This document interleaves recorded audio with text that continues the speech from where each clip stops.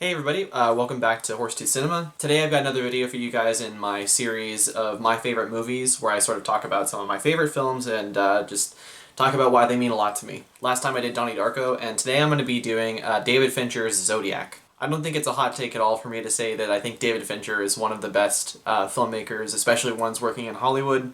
And at the moment, he might be my favorite director. I just really love his approach to filmmaking. He's very meticulous. He's very much a perfectionist in his shot composition, and he's notorious for doing a lot of takes, as I'll talk about at some point. And kind of within that philosophy and just kind of the way he approaches films, it's very much a fuck you to the Hollywood industry. Ever since his first film Alien 3 was heavily influenced by a studio, I think he's had this philosophy of just wanting to do exactly his vision and getting his vision exactly right, despite what anyone else wants to say about it. And whether you love or hate the movies that he's made, you have to admire that about him. And Zodiac for me is an interesting movie because it's, in terms of like how it's been received by the public as well as critics and stuff, it's kind of interesting because it doesn't really seem to be anyone's favorite. If you look at like critics and the Academy Awards, for example, I mean, the films that they've nominated the most by Fincher are definitely like The Social Network. I think The Curious Case of Benjamin Button oddly got a lot of that, as well as Mank, his most recent film. And then in terms of audiences, I think you definitely have a lot of like kind of iconic favorites like Seven and Fight Club for sure. And Zodiac is interesting because it's not exactly an audience favorite, even though audiences seem to really like it.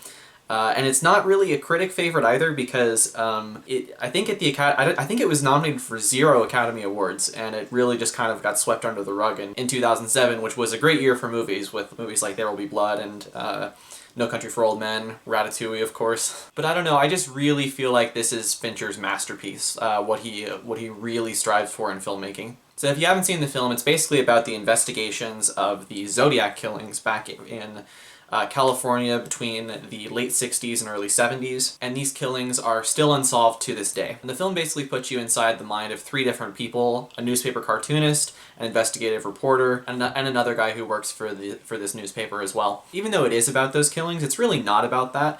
It's about the way people obsess over things and kind of the human struggle in obsessing over things, what that can do to people's lives. One of the best ways I've heard this movie described before is that it's a movie about obsessives directed by an obsessive, David Fincher. Fincher is, yeah, like I mentioned, he's very well known for doing a lot of takes in his films, and there's hilarious interviews with actors where he talking about like how exhausted they were after like take 80. I mean, we both worked with David Fincher, who's, pound for pound one of the most talented filmmakers around, but I worked with him when he was blessedly still working in film, so he would do like 30 or 40, and you did like the first one where he was on digital, and I was working with a mutual friend of ours in China, and we were getting emails from Mark saying like, we just passed number 80, and I just heard him say like, erase the first 35 or something like that. He was like in despair. And since that's Fincher's philosophy on filming, it's kind of, this movie, you sort of get a window into his own mind because these characters are completely obsessed with the Zodiac killings. And in the film itself, it really does a great job of expertly recreating these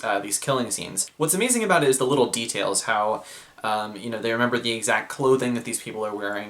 They recreate the cars, the music of the time really well. And it's more to do with that and less to do with the actual violence, because in terms of violence, this is actually a pretty tame Fincher movie, especially compared to something like Seven, for example. This is also a fantastically edited movie, one of my favorite edited movies of all time. The way they cut between different conversations that are happening at the same time, but both serve the same purpose of advancing you in a very specific direction in the story, it looks so good. It's so satisfying to watch. And again, yeah, the way that these characters obsess over this case is really fascinating. And you really notice it in not just the literal ways that they talk about the case, but just in these little details in their behavior. There's a scene where Mark Ruffalo's character is sitting at a restaurant and he's ordered like a BLT or something, and you just see him like taking the tomato out of it. Just little quirks, little obsessive behaviors. Probably my favorite example of this is this guy who's friends with Mark Ruffalo, and they're sort of investigating the case together at the start of the movie. There's a line that's always puzzled me, and I don't think I really understood it until I watched it this most recent time. But he basically says to Mark Ruffalo's character, he's like, "You like Japanese food, like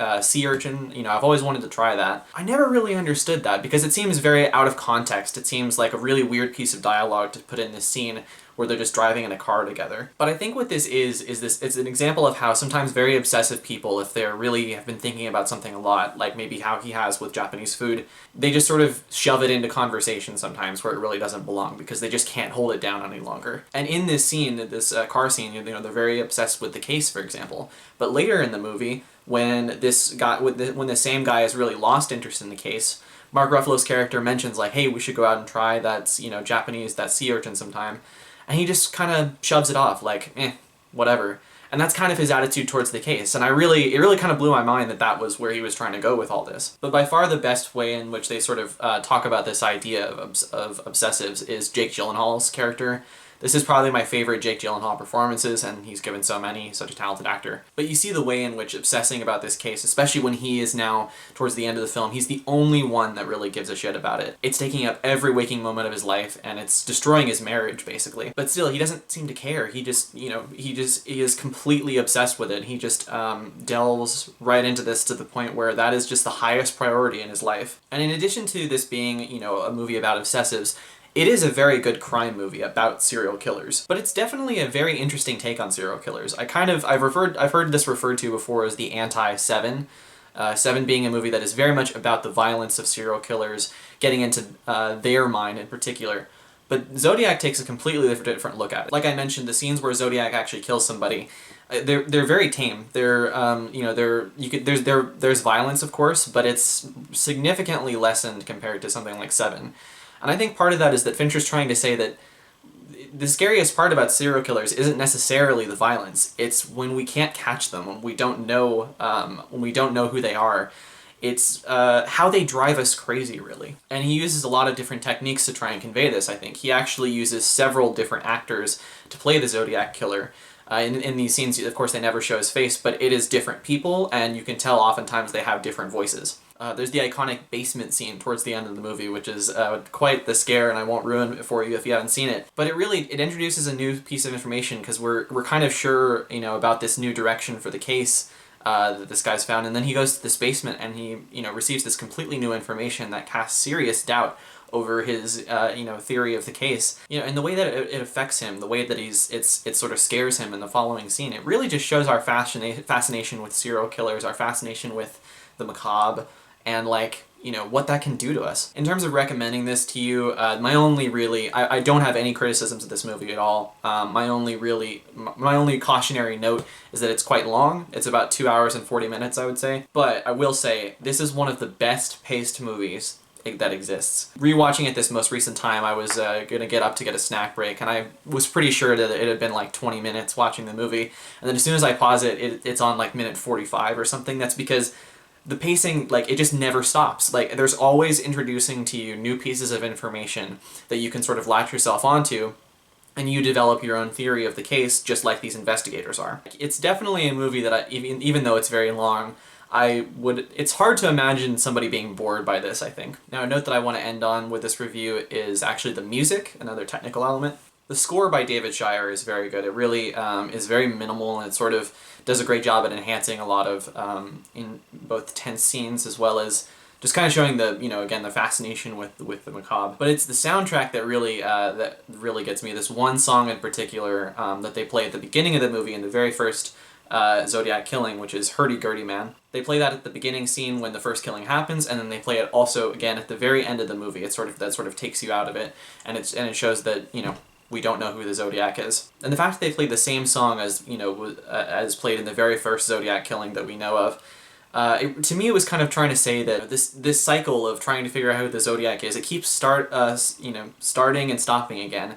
And it's true. I mean, since this movie was released in 2007, there's been tons of new information about the case.